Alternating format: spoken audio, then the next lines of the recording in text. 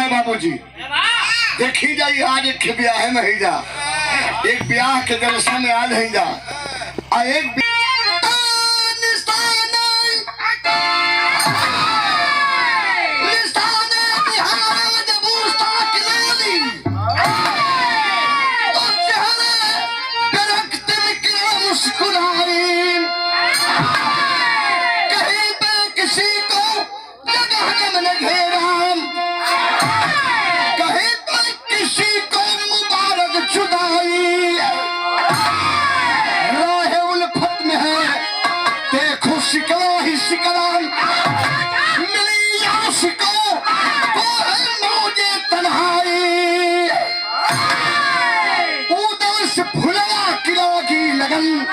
चश्मे दीदार की बात मन में समाई।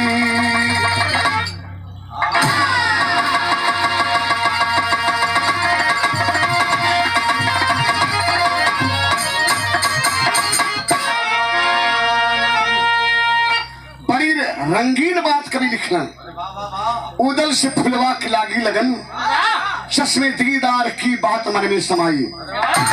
ब्याह में कहीं कव्वाली लगन, जरा हमारी टोपी निकालो एक नंबर वाली। हमें आप टोपी वाले के नाम से जानते हैं, नाथ हो, कतार हो, कलाम हो, गजल हो या कव्वाली हो, थोड़ा कर भाव आवेला तो हम टोपी लगा करके प्रस्तुत करते हैं। अरे वाह, आइए लीजिए जनाब, ये बकरीद वाली है। कौन है? बकरीद वाली। थोड़ा ईद वाली कब देंगे? जब समय आएगा तो हम बतला देंगे। क्या बात है, आइए लगा कर दीजिए। दो लाइन हमें हमद कता देना बेटा। आओ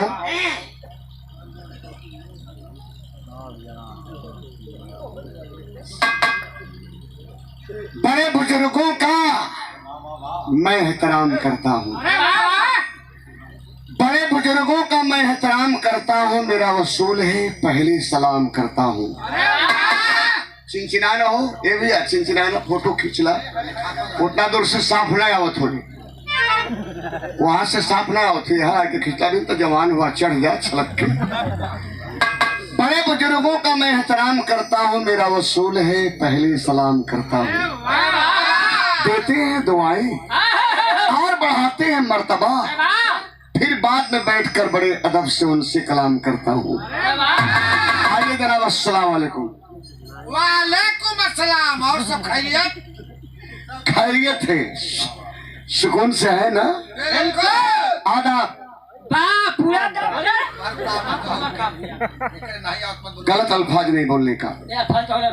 ये जो टोपी लगाए बैठे बाबूजी, खुद मैं कौम के मुसलमान नहीं है, हम सब हिंदू हैं, लेकिन उल्फत पाई है मोहम्मद की मजहब नहीं सिखाता आपस में बैर करना। क्या हिंदू, क्या सिख, क्या ईसाई, क्या मुसलमान, सबका मालिक वही राम है, वही रहमान है, वही वाहे गुरु, वही गाड है। इसलिए टोपी वाला कहता है, क्या कहता है जनाब? आओ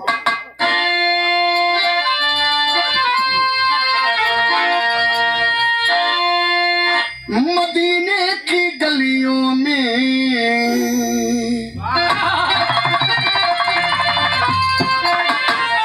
मदीने की गलियों में घूमे हाजी, मोहम्मद सही के कदम चूम लेंगे।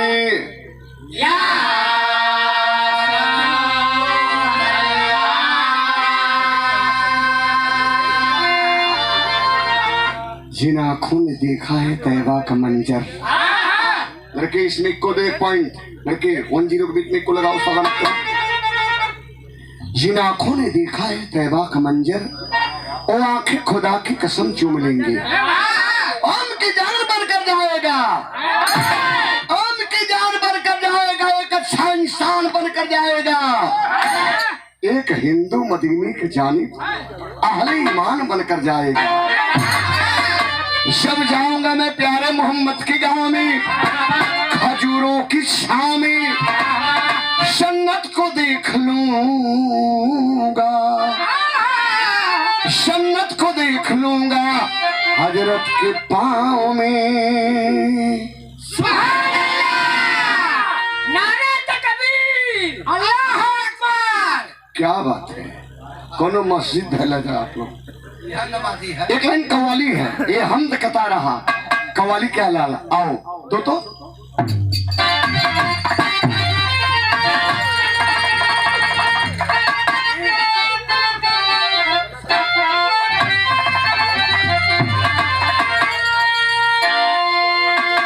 मिजाजी कव्वाली हमारे मास्टर लगा दे।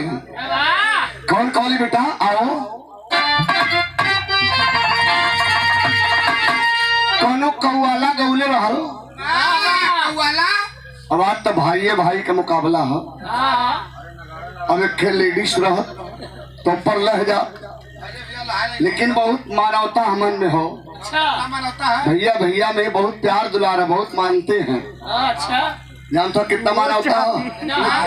इनकर माता जी तो हमार माता जी, हमार पिताजी तो आपके पिताजी, आपका बुआ तो हमार बुआ, हमार बहन तो आपका बहन, और आपका बहन तो हमार बहन। इतना प्यार, इतना मानवता हो, समझे तो। इतना ना, आपका मेहरारू हमार मेहरारू, हमार मेहरारू हमार मेहरारू। कुछ गलती हो गई का? तैयार तो भाई भाई का मुकाबला बा, नहीं तो कोनो लेडीज रहती तो कहीं ये मेरी मोहतरमा है। गुले ना रहे, लेकिन याद रहे कनो कव्वाला कहले रहो कि मैं नाजे हुस्न हूँ तो मेरा मुहतराम करो, जवानी नाम है मेरा मुझे सलाम करो। सवाल का हम जवाब दिले हैं। काला आओ बेटा तो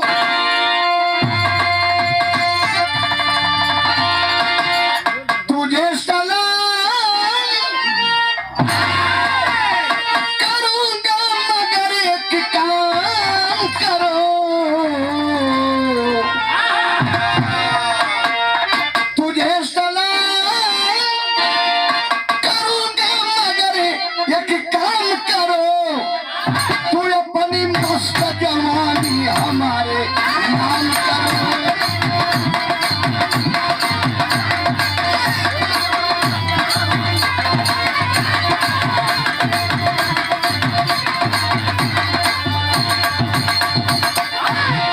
ये तो कव्वाली रहो बाबूजी, एमन कई लाइन कलरी है, आप का वक्त नुकसान हुई। हम बताइए कव्वाली बदल जाए, मेरे टोपी कलर बदल जाए।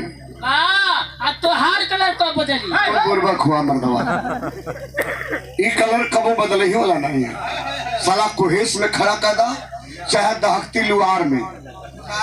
काला को काला न समझो, काला सब में आला है। काली पतली काला सुरमा, वो माय डियर आंख में रहने वाला है। जाए भैया तू चिंता मत कैली हो। कहीं खड़ा कर दे के 1 घंटा प्रधान जी के कोहेश में लुआर में खड़ा कर तो कुमिला के हमरे रंग हो जी, लेकिन ये बिगड़बे न करी। रजा तना टन इसने रही लोरिया लुआर अगर लगे खड़ी दोपहरिया में खड़ा कर दा और अलकतरा में टना टन चमकी से जाए भैया तू चिंता मत कैली हो। हम काहे चिंता करें? नहीं जब भेली करा के बिगड़ गए तो बिगड़ गए। अल्लाह बिगड़ल भेली इतना काम करेली, वहीं से अगर भी आ जाए तो वही का पखेव बना के पिया मिला तो दूध उतराला। यही रंग पर 3 बार तिलक चढ़ा। तब बिरहम बड़ी बिजोड़ आइन बाबूजी, गौर करी है कैसे मास्टर। आ बेटा रंग से मतलब ना हो, आदमी के ढंग से मतलब हो चाहिए बाबूजी। कैसे मास्टर, आओ।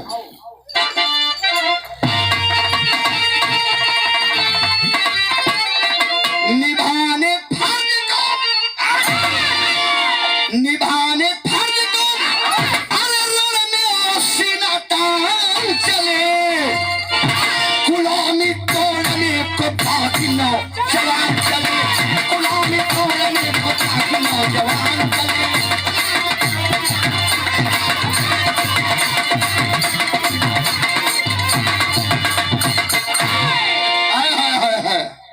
सवेरे के टाइम रहो, कलिंगर नगरी मोहबा, मोहबा में वीर उदल अखाड़े पर रियाज करथो। अखाड़े से रियाज करके दुआरे इलन दुआरे भरल परात का कच्चा चना रखल हो और गगरा का भरल दूध रखल कि रियाज करके ये तो पी है।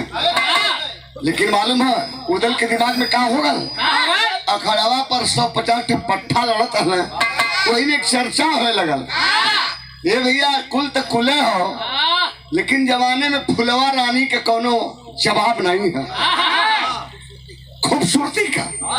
इतनी सुंदर बारे फुलवा कुल पट्ठा चर्चा करे उदल का है कैसन है फुलवा।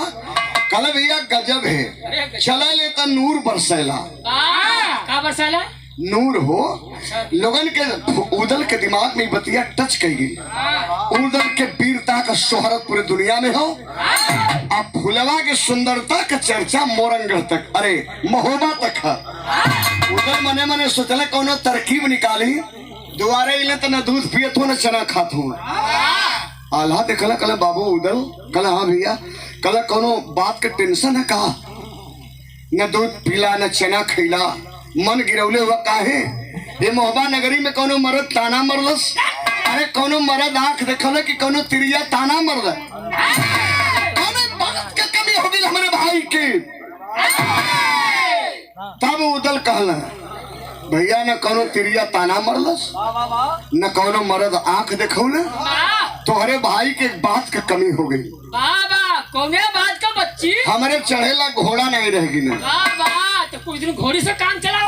मर्दवा हमेशा स्त्रीलिंग में डूबल है। कोई सूखा मिलेला गौर करेंगे कल, अरे यार उधर हमार घोड़ा बिदुला जौने के जमाने में कोई धूल ना लगौलस, चढ़ के घोड़सवारी कर।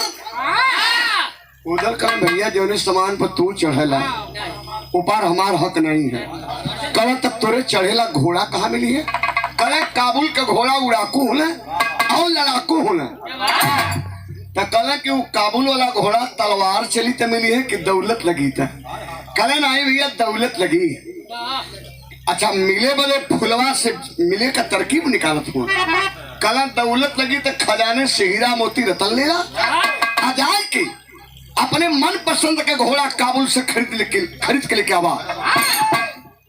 हीरा मोती रतन लेके देवा तिवारी के लेके आ चल रहे। आज जब चलल हो तो कभी लिखत हो कैसे माटर आओ दो तो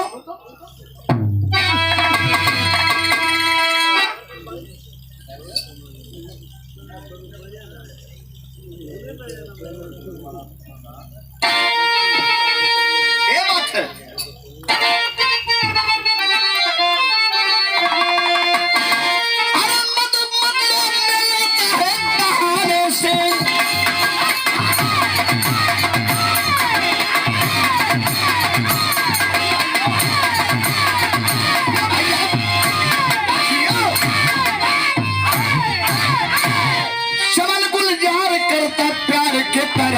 से उसका किताब उदल को काबुल जाना था, समझिए फुलों से दीदार का बहाना था। फूल से फुलों की नितभार किया जाता था, उम्र के दौर का अंदाज लिया जाता था।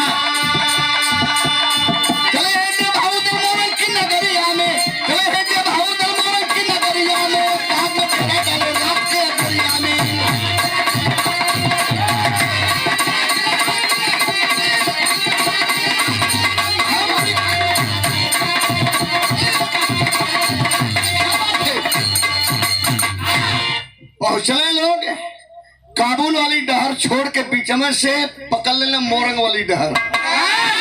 आज जब मोरंग वाली डहर पकड़ने तो देवहार होकत हुआ। कहना बचवा उदल रास्ता गलत है, कहना बाबा गलत नहीं है बुझत है, थोड़ा घूमट टहर चलब बाईपास से, चाहे तो साहबगढ़ से तिखे इलिया निकल जाए, लेकिन चकिया से घूमत तनी से इधर हवा पाल तब निकला। ए भैया बुझत हुआ ना। ता पहुंचल लोग मोरंगढ़ में बाग सजल हल फुलवा रानी के, वही बाग में हिल के पीर उदल देवा तिवारी बैठल हो। सवेरा जब है तो बगिया में के आयल है बिरहा में लाइन पहाड़ी गीत लगिल बाबू। हाँ सोनभद्र जिला में छत्तीसगढ़ में के गावल जला और के मेहरारू तनी गीतिया उठाए के गावेली। हमके धोते था गावेली। हाँ तू तो जनबे करबा आवाला डॉक्टर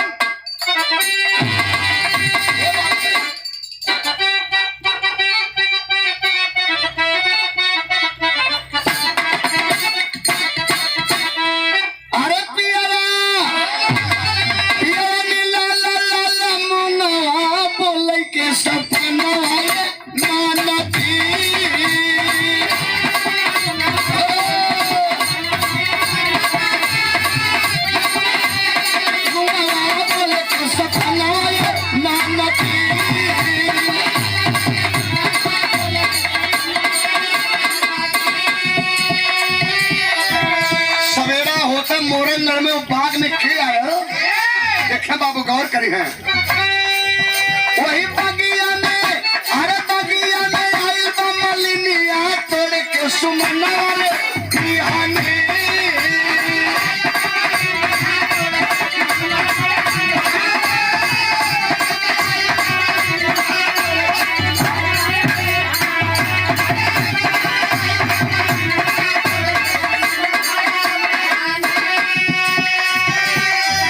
बड़ा प्यारा पुरस्कार आयल भाई। अभी डलिया से फूल तोड़ के डलिये में रखा है। मलिनिया डाली से फूल तोड़ के डलिये में रखत जाते तब तक दे भाई और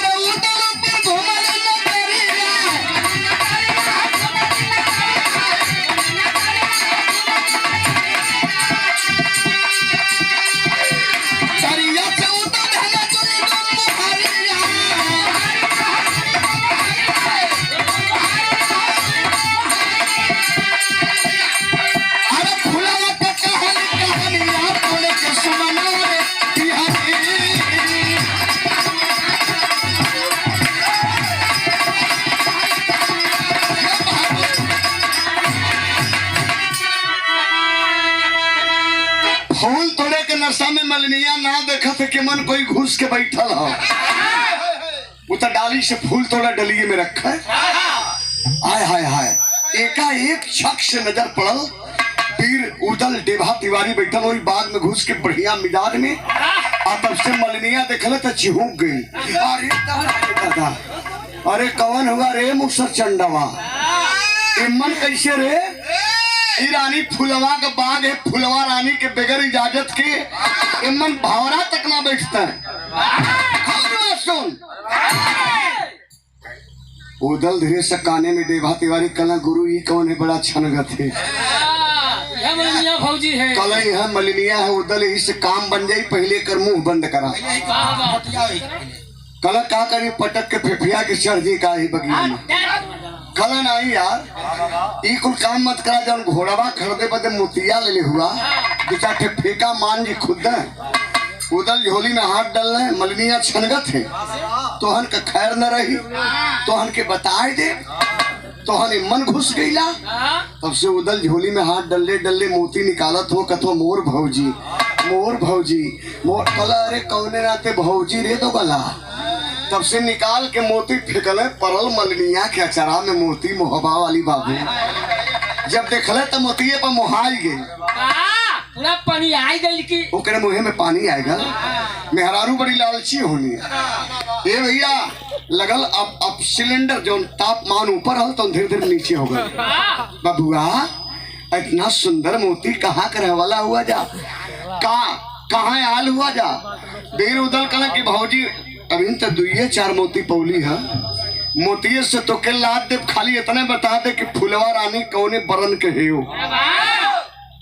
कल आए हाय हाय फुलवा रानी। अरे बबुआ फुलवा रानी का बरन मत पूछा, चाह ले बा हम चाहले तो मिलाए दे। कला बस भौजी, कल एक काम करा, जल्दी से फूल हमार तोड़वा डाली में लेके चली घरे, चला जा हमारे साथ। अब तो मोती पर मोहाइल है, लेके गई डेभा तिवारी बीरुदल के घर, तो घरवा जाके जल्दी आई गई। खाना न खैली, नहैली ना, श्रृंगार न कैली, लड़का न पियौली, लड़को रहलका। अच्छा ए भैया, अब तो ऐसे जानकारी देता जिससे दिक्कत है ना। बीरुदल कला के काम कर, हाई फुलवा डलियावा हमके दे, हम गजरा बना देती। इतना दिन में नहाए ले, श्रृंगार कैली। बीरुदल ने गला गजरा बनाए, पंचो बिराह पर्दा चढ़ गई। बेटा डायरेक्ट आओ दो तो।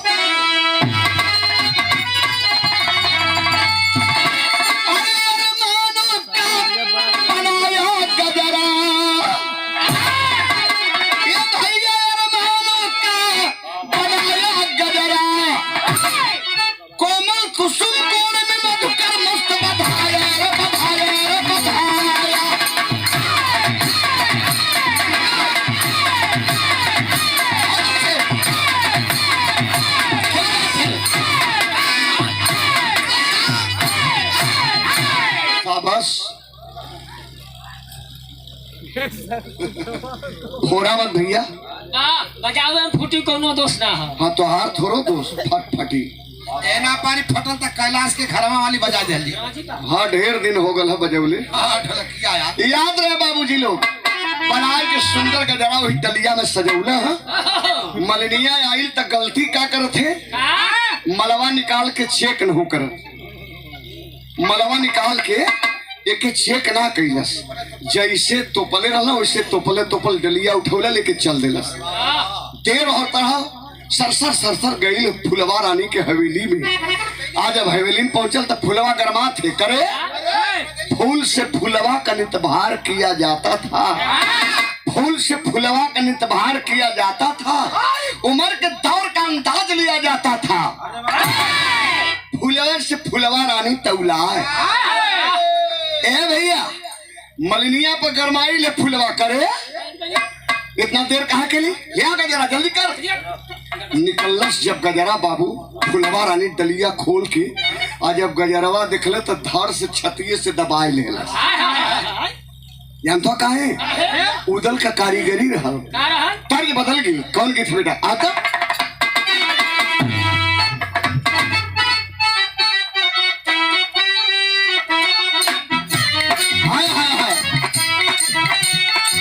यह सवाल कैले फुलवा रानी, माला कौन बनाई,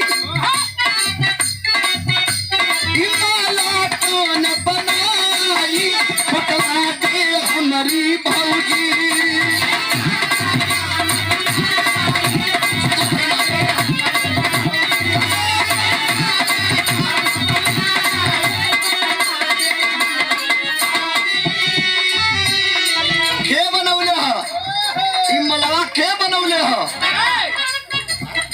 मलिनिया कल के कबो कबो बहु झक जालू का, बचपन से तो ही देखत हो कि हम ही माला ले आईला, हम ही बनाईला, हमारे घरे के हो दूसर कल तू बनौले ही ना ना ना, तोरे हाथ कहिए ना, अगर तू बनौले तो हई बताओ।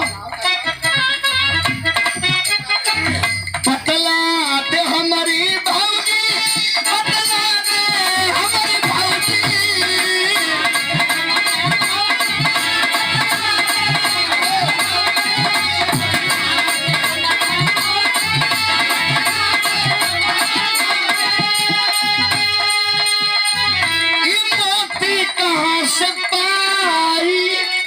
बतला दे हमारी भौजी। तू बनौले ही? हाँ तो अच्छा तू बनौले तो इतनी कीमती मोती राज घराने का तू पौली कहाँ से जन माला में डल ही? मलिनिया का तब तक जौन धुक धुक की कलीजा धक धक धक धक करे लगा। मने मने सोचे थे आज नहीं मोरी बहिनी ये मुझसे चंडवा दो गलवा मन मोतिया का करे डाल देलस, देवे के हमके डाल देले माला में, तो लगल झूठ बोले। मलिनिया भुलवावत है, ए नंदो बताई ना, ए नंदो बताई ना, ए नंदो कल बताई ना, जल्दी बताई कहाँ से पौली, तो जल्दी जल्दी में झूठ बोला तो बढ़िया झूठो ना बोलाला। झूठा कितना बढ़िया होला। दीवान जी बैठल हो ए भैया जल्दी जल्दी में झूठ बोला तो बढ़िया झूठो ना बोलाला। का बोला थे तब मालिन है बतलाई मरी लहुरी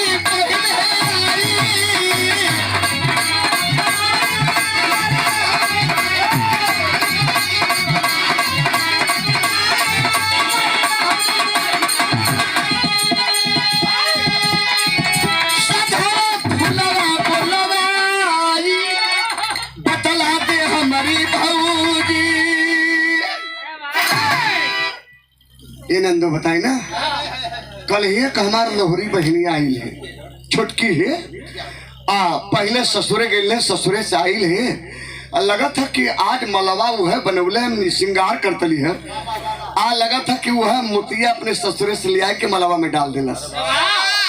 मलिनिया का बात सुन के फुलवा रानी कल हो करे तोर बहनिया जब इतनी सुंदर मोती माला में डाला थे तो करे मलिनिया भौजी वो कितनी सुंदर हुई रे। एक काम करके जो के लिए आया होता तनी लिया, उससे देखे, उससे पूछी कि मोती कहाँ पौलू। मलिनिया कल अब नहीं बनौले बा मुसर चंडवा ओके हम अपन लहुरी बहन कैसे बनाई? गांव का दूसर मेहरारू पकड़ के ले आई तो खरगिनिया पहचान जाई। मने मने सोचे थे लेकिन फुलवा डांटा थे। जो जो जो जो जल्दी लेके आओ। जो अपने बहन के लिए जो बस जो हमारा बात है।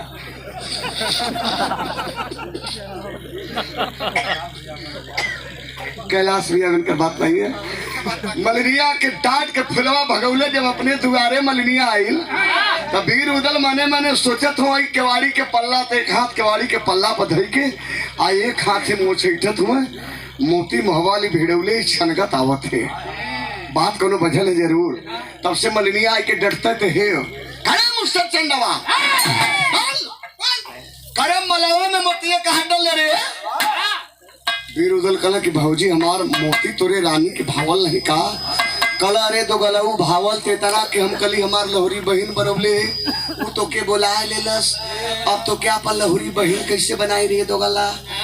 हमार तक कोनो गति छुल्ला नहीं है दो गलू तू। मने मने सोचे थे वीर उदल कला कि भौजी बस बस अरे जौने रोगिया भावे वह वैद बतावे रे। एक काम करके के साड़ी पहना के साया पहना हमके मेहरारू बनाओ हम चलत नहीं काहे चिंता कीजिए। श्रृंगार कर दे ठीक है लेकिन ये 1.5 गज के छाते में ब्लाउज के नंबर का लगी। हाँ वो बेलवेट वाली मतलब बुर्बक हुआ का इनका उसमें बेलवेट चलत रहा। ऐसे रहा चुप रहा। वीर उदल कला कि ना एक ठे अगर लगे तो 2 ठे डाल दे। खेलेंगे से डाल दे खेलेंगे से डाल दे पीछे सीधे मलिनीय कला ब्लाउज तो 2 ठे डाल दे। हाई 2 अक्टूबर कैसे 2 ठे बनाई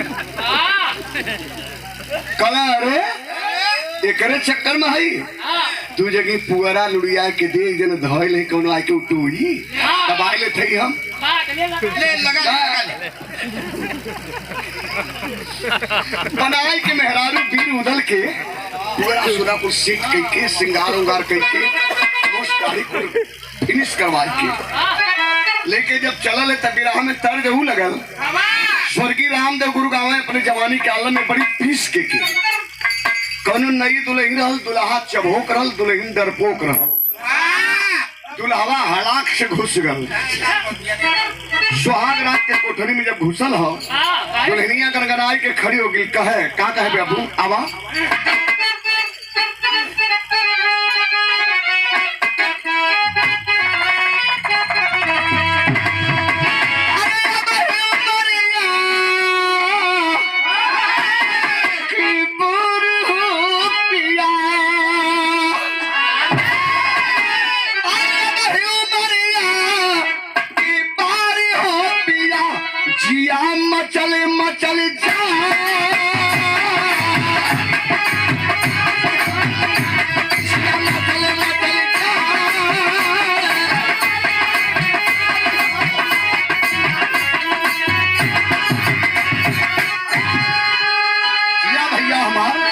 लेकिन आगे आगे मलनिया पीछे पीछे वीर उदल रहना मर्दाना जनानी चाल में जब चले बाबू तब पाँव का पायल छम छम छम छनक वो झलकौआ साड़ी पहनाई की मलनिया आगे आगे पीछे पीछे वीर उदल का श्रृंगार के लेके चलन तक कभी निकलन कैसे बाबू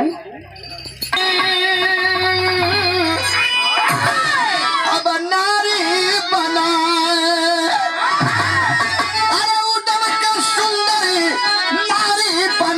चली भौजी लिया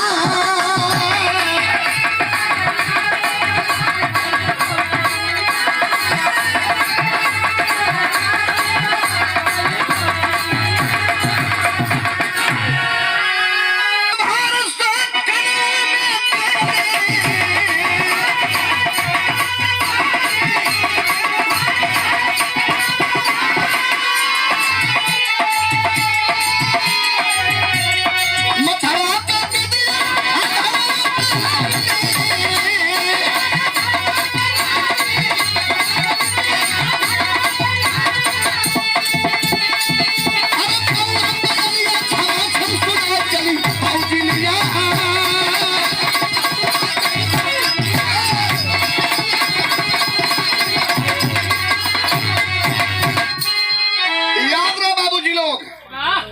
फुलवा रानी के महल में प्रवेश केला मलिनिया लेके वीर उदल की।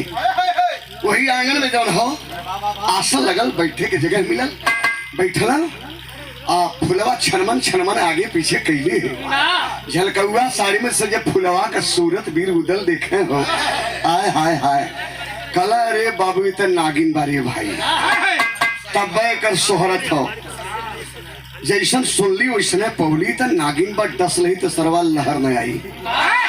मने मने सोचत हुए अंदर अंदर जौन हो बड़ा गुब्बार भरत था। पानी आयल, रात घराने को कुछ मिठाइयाँ आई, रसमलाई, रसगुल्ला, खीर मोहन, पेड़ा, पंतुआ। भाई पंतुआ को मिठाई भैया। अब तो न जानबा कैली घाट पर मिले ले, पहलवा चंदौलिया मिले तल निकल के कैली घाट पर। लेकिन याद रहे फुलवा रानी देखा थे न उदल पानी पीले न एक को मीठा खीले। जब ना खीले देर देर 4 लगल बजे मलिनिया सोचल कि निकाल ले चली। कले है ना अब आई कि हमार बहनिया देखी तक ले लू एक नवैया लो काले कर विदाई है एक जाएदा आज जाके तैयारी करब कल कर सवेर विदाई करब। मलिनिया करे में कर चेहरा देखली न मोहरा देखली न खियौली न पियौली न हाल न चाल न भेंट न दीदार। आ तू लेके जात है ये काम करके तू जो आए अपने बहनिया के हमारे घरे रहे दे। रात के अपने सेज पर सुताई खियाई पियाई हाल चाल करब। जब सवेरे हम विदाई करब तब विदाई करी है। मलिनिया कल अब नहीं जानी चौकवासल इनकर कुल बंधन तोड़ दे रतिया जब एक जगह हुई था। जानी चौकवासल तो मलिनिया न जानत बा। वीर उदल मने मने सोचत हो कि गाड़ी लाइने पावल चाहते लेकिन मलिनिया गुजरी कबाब में हड्डी भई है। लगले धक्का मारे मतलब निकल जो तो निकल जो। फुलवा रानी डांट के कल तू जो जो जो जो अपने बहनिया के रहे दी। ए भैया कल की तोर बहिन तमार भौजिए लगी ना हमार ननद भौजाई हाल चाल करल जाई। उदल कल गाड़ी एकदम पटरी पे आई गई। अभी मलिनिया जितना जल्दी निकल जाए तो उतना जल्दी हमार जुगाड़ पकड़ ले। ये भैया मलिनिया तो चल गई। शाम के जब 6 बजल 7 बजल तब आई फुलवा धैले कलाई उदल के कल की भौजी मलिनिया भौजी का बहिन है भौजिए लगे भू आवा आवा चला रनिवास में। लेके रनिवास में जब गई है तो ये बाबू हम लेके रनिवास में जब गई तो देखला मखमली सेज लगल लेकिन सेज पर ना बैठल वही नीचे में बैठल फुलवा रानी वही बंद कोठरी में वीर उदल का घूंघट हटावे आ जज्जस हटावे उदल तत्तस दबावे। बिरहा में बड़ी रंगीन गीत लगल। कौन गीत बाबू आवा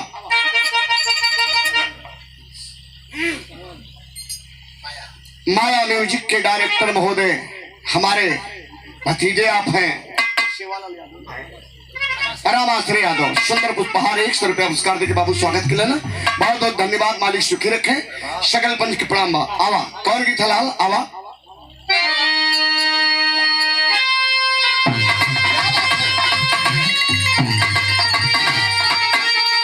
ये हो नहीं का गाँव है गुरु वाली है। आवा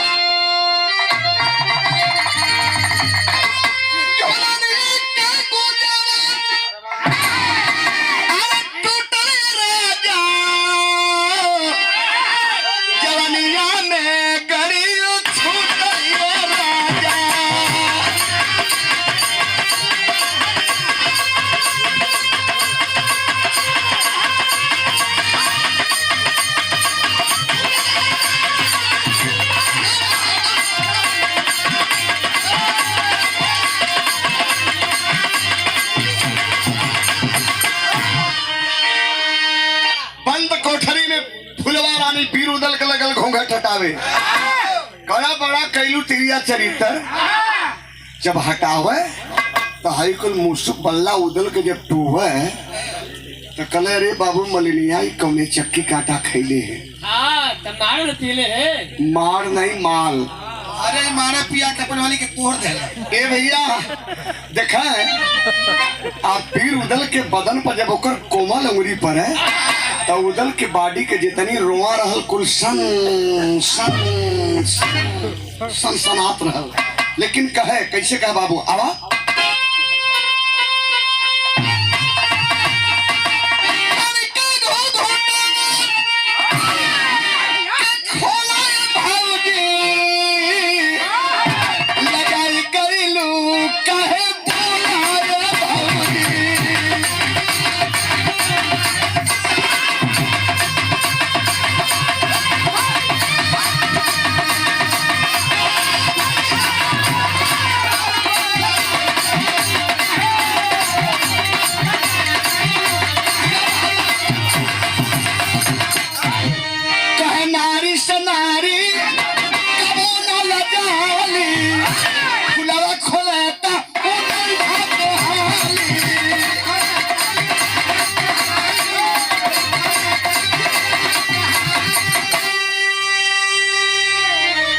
चपचपाल के पकड़ले हूँ घूंघट के दांत के पकड़ले में छटपटा थे लेकिन हटल नहीं घूंघट।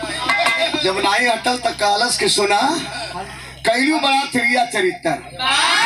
अब न घूंघट चेहरा देखौलू न पानी पीलू न खाना खैलू तयावा लगवे सूता आवा आवा पकड़ के कलाई बीर उदल को ही पेट पर जब कैला से आय हाय हाय रे वो मखमली डल्ला वाला बेड रहल फुलावा वो किनारे उदल एक करवटे गच से धस गिले नीचे 3 फुट दोनों गोल ऊपर हो गए नहीं को बहनिया रहा पिछाड़ी पिछाड़ी सटे लगल फुलवा वहर उदल हर अब फुलवा के रही न जाए मने मने सोचे थे का करी कैसे पूछी ता कलश के ए मलिनिया बहन का मलिनिया भौजी का बहन बताइबू मलावा में जन मोतिया डले रहलू है बड़ा सुंदर रहल है कहाँ से ले आई ललू है कुछ बता दे तू तोहर ससुराल कहाँ है तारी बता दे तू कि तोहर ससुराल कहाँ है तब कभी लिखलन की कितनी बढ़िया बीर उदल कहले कैसे मास्टर आवता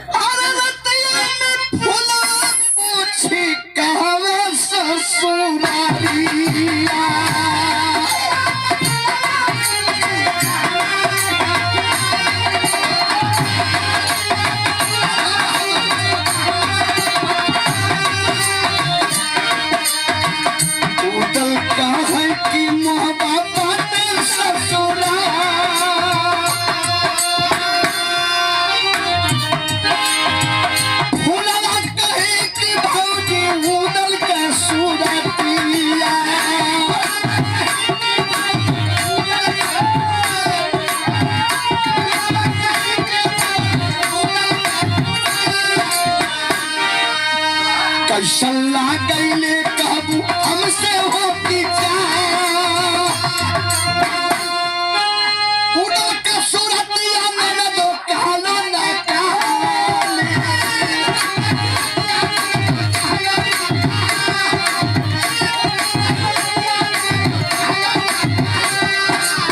मालिक तेरे होए तो से जल्दी दीदा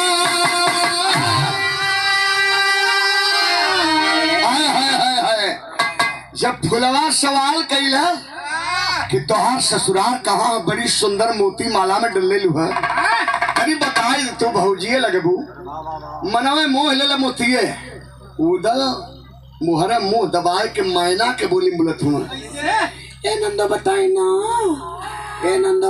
ना हमार ससुराल महोबा हो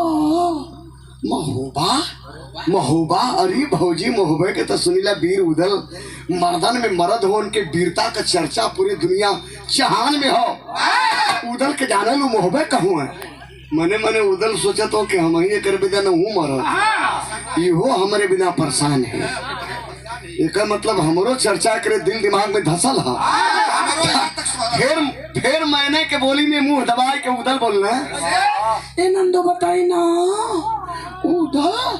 उदल हमारे रिश्ता में देवर लगल हमार ओनवानी उनकर ओरवानी एक में चुहले मालिक चाहिए तो जल्दी है दीदार मतलब जल्दी है भेंट काला कि मालिक चाहिए तो जल्दी है भेंट हो वाली है। अरे भैया लोग इतना भेंट का नाम सुनते तब बाबू राघो माघो दोनों कीरी छलके लगली फूलवा कर कीरी लगई राघो माघो दोनों छलके लगली। अरे बाबू रहल हो करवटे हो नाच के लिए करवटे आज जब नाचल तो एक बेर सड़क के जौन है उठावट के भीड़ उदल के ऊपर मैकिया तोरत नहीं बिरहवा से लड़ी ला बिरहवा गाँव में तो देह नहीं धैला चुप रहा मर्दवा रियाज करीला उन बिरहिया मोटाएगी ना तो ही नहीं मोटाएगा। ए भैया फुलवा रानी जौन बा एक बेर करवट घुमल फेंकलस आ उठा के बाजू अपन हाथ वही बीर उदल के छाती पर पिटबे तक कैलस उठा के अब पीट के रगड़त रगड़त ले आए ही बोड़री तक नाभि तक उदल कला आए हो बाबू पिटलस बड़ा जोर दुबेर औरों ने पीटे ने पुअरवा का लुंडवा सरवा पुरेसी बन के नीचे झर जाई और रगड़त वन नभिये पर कहीं नीचवा ना हथवा बढ़ावे ने ट्रांसफार्मरवा का खम्भवा धइले काटा कई पर है काटा 140 के ऊपर नाचता है मर्द। अरे बाप रे बाप अब रगड़ा थे उदलों से बर्दाश्त नहीं बल कर आई आम चाहे जाई देखा बस वो हो घूमना है आ घूम के ये लगे जब वही छोपल चला तब से सड़क के फुलवा बेड के नीचे वैसे हाफ है जैसे जर्सी गाय घामे में बांधा हाफ है नहीं वही अंदर से चिल्ला थे दौड़ा भैया दौड़ा बाबू दौड़ा माई बाबू के दौड़ावत है बुलावत लेकिन माई बाबू कहाँ सुनत हूँ काला की कहत है दो गलवा मेहरारू नो मेहर रहा कौन हुए रे जान फुलवा के पेड़ पर सुरते के हिम्मत बनौलस याद कर दे हमार भाई मर खेल सरहद पर खड़ा हो फुलवा के वह मर्द टच करी वह मर्द मांग में सिंदूर भरी जन भाई के गर्दन काट के मड़वा में कलसा धरी दुगलऊ तो के बोटी बोटी ने कटौली तसर रानी फुलवा में फर्क हो जाई कौन हुए रे अरे बाप रे बाप पीर उदल जब कलन की बोटी बोटी कटवाओ के दुगलऊ कहत थे तब तक तो वही बंद कोठरी में फेंक के यारी सारी पीर उदल आईने सामने आज जब सामने आईने तो ऐठल रान जैसे केदली के खम्भा पातर कमर चाकर छाती चढ़ल गर्दन गुल्लर कपार मछिया का सर है पहलवान तो अरे जैसन मर्दन के गर्दन बसाता तो हरियर खीरा का सलाद बन जा धारदार कड़ासा कर चलबल जब दिखला फुलवा तो सिकुड़ गई कल हाय हाय हाय रे कहो तो ही हुआ तोहरे वीरता का चर्चा दुनिया जहान में हमसे मिले बदे मेहरारू बन क्या हुआ क्षमा कैदा माफ कैदा उदल तबेरत हो कल कोई माफी नहीं मर्दा एकदम छछाया लगा दो दिन औरो धोइला कहना बड़ा बेटा आवा का कल फुलवा बाबू आवा तो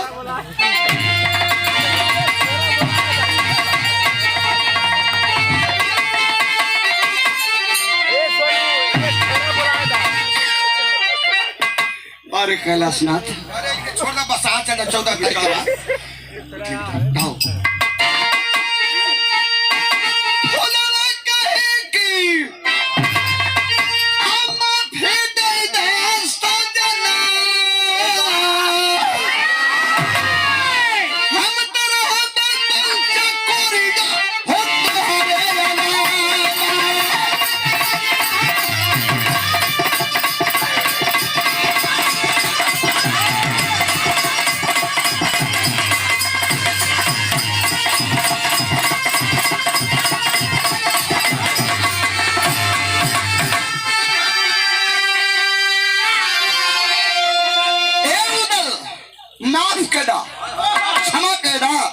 हमरे मन कमीत हुआ तो के मन कमीतवा मान ले क्षमा कैदा उदल कल कतई क्षमा नहीं कतई माफी नहीं है कल माफ न करवा तो मेहरारू बन के मेहरारू न पैबा अगर वीर हुआ तो हरे मोहब्बा के तेजा में अगर पानी हो तोहरे ऊपर जब जवानी का जोश था राजा बारात लेके आवा भाई वही सरहद पर खड़ा हो काट के गर्दन होकर मड़वा में कलसा धरा तब हमार मांग भरा ये हमार शर्त हो उधर कल ई बात हमके कहली तो हम बर्दाश्त कैली आ मोहबा के तेगा के जब चाटा मार देली तई बीर उदल के खून में नहीं है कि हम बर्दाश्त कर जाए घबरो मत कल बारात लेकर काल तोरे भाई के गर्दन काटब कैले बीर उदल ले देभा तिवारी के मोहबा पहुंचले आला बैठल न द्वारे कल कहा बचवा उदल घोड़वा मिलल लाल तब से देवा कल के घोड़वा नहीं मिले लेके घोड़ी मिल गई कल घोड़ी कल हाँ उदल कल हाँ भैया कल कहाँ है कल वो आई अभी नौकर बदे लोहा लेवे के है वो आई तो अंदर रही अकेले हमी चढ़ब कल पारखी मरद आल्हा समझ गई कल कोनो मेहरारू टिपले हुए कहाँ समझ गईला भैया नाने के छिनरा हुआ वैसे ही नहीं ना करला कल पारखी मरद आल्हा समझ गया कल हो कौन हमारे भाई के पसंद कल भैया मोरंगढ़ के राजा मकरंदी की बेटिया फूलवा अरे बाप रे बाप तब से आल्हा लगना माथा ठोकी लड़ाई बड़ी विकट है बगलिए में आल्हा के मौसी का लड़का मलखान खड़ा रहना कल कहो भैया दूसरे बदे हमेशा लोहा लड़ाए आज भाई के पसंद आएगी तलगला माथा ठोके चला हम तो चलते नहीं वीर मलखान सजा दल महोबी वीर सजने बदल मारुआ बाजा सजे महोबी वीर चढ़े कुल मोरंगढ़ के सरहद पर आज वीर चढ़ना है तब फुलवा का भाई अकेला लेके भाजा था तलवार काट ले मुट्ठा अरे मदे फुलवा का भाई हमारा काट ले गर्दन तब आवा के मोहब्बत से सेना लेके आइलन गंगवा में मलिखेन मकरंदी के धैलन भाजत रहल वही डोला में बैठल वीर उदल मौर सजल हो कहला भैया मलखान कल का हो कल आला भैया के देखा हिम्मत छूटत है एकरे तेगा में बड़ी लपट हो एक काम करा ये मोहबा वाला वीर भी पीछे हटे लगल के मेहरारू लिया उदल गर्दन कटाई हमन का ऐसा न हुई भैया मलखान के खाली ढाल पर रोका चाकर छाती गजभर का छाती पट्ठा मलखान जाए के सामने खड़ा है चट्टान नियर वो ढाल पर रोकल रुकल जब ही फुलवा का भाई मकरंदी तब तक फेंक के मौर वही टोला में से फेंकला मौर आले के तेगा नचाए के ओकरे भाई के गर्दन पर खड़ा कर देना उदल निहुराए देना मारा ठोकर वही अंगना में ले गई ना चल ले गई ना जब अंगना में तेगा गर्दन पर खड़ा है मोहबा वाला वीर उदल का फुलवा के ललकार तो अरे छोकरी देख यह तोर भाई है मोहबा वाला तेगा जो ने तेगा का पानी देखत रही है वो तेगा तोरे भाई के गर्दन पर खड़ा खींचत कलसा बन जाई अब खींचत तोरे भाई के मोड़ी कलसा बन जी मड़वा में अब से देभा तिवारी दुल दुल दुल दुल दौड़त हो छोड़ दे बचावा उधर 21 सार हो दाना गुड़ पहुंचाई दीने में ये लोग खाली दाना गुड़ लवा के चक्कर में हुए का भल बाबू आवा धरा था छोड़ना जब उदल था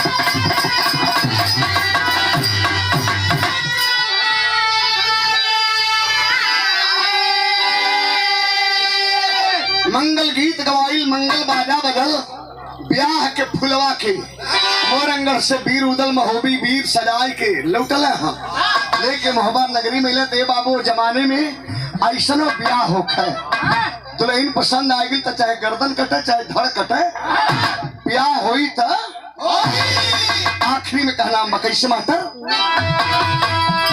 मोहम्मद राम सेवक सिंह सुबदन की पानी कथन करे भरी दौर संगम विचार